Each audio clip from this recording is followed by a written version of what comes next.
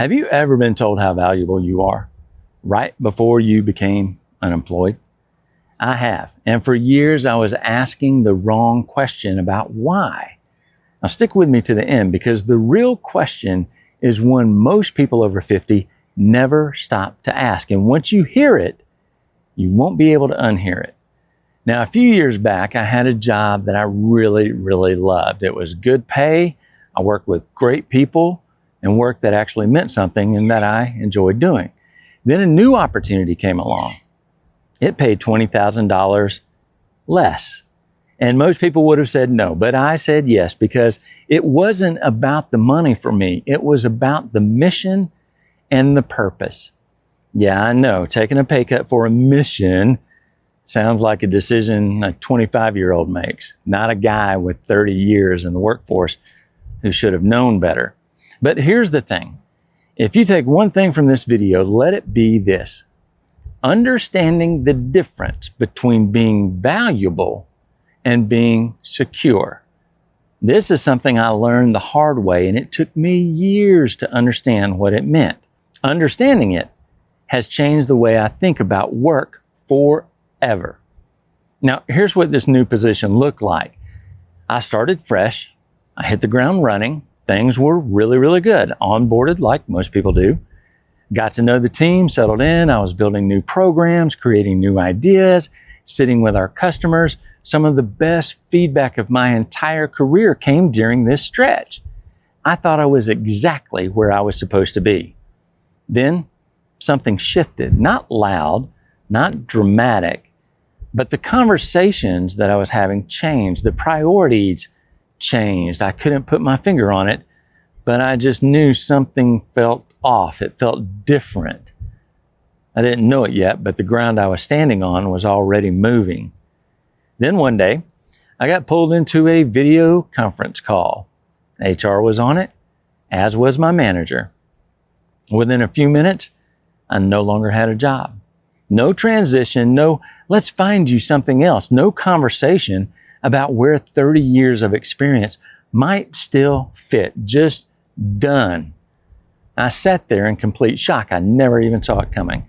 And that wasn't even the part that hurt the most. For months after, I wanted to know why.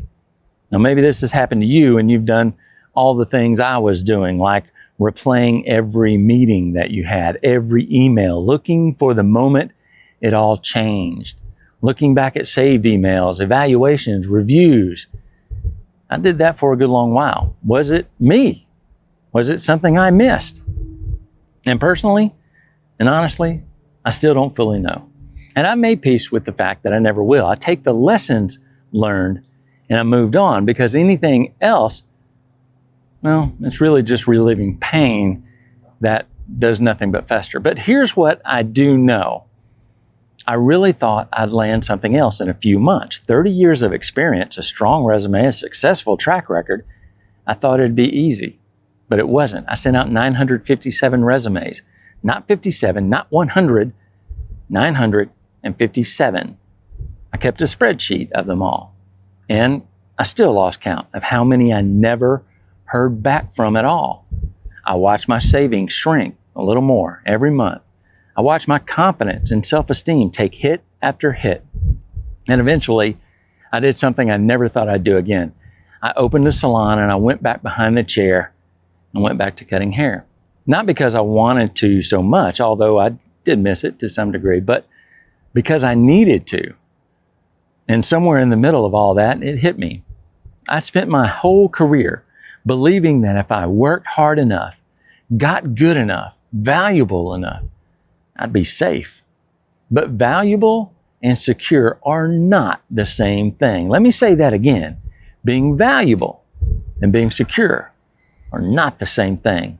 You can be respected, experienced, excellent at what you do, and you can still be one strategy meeting away from unemployment.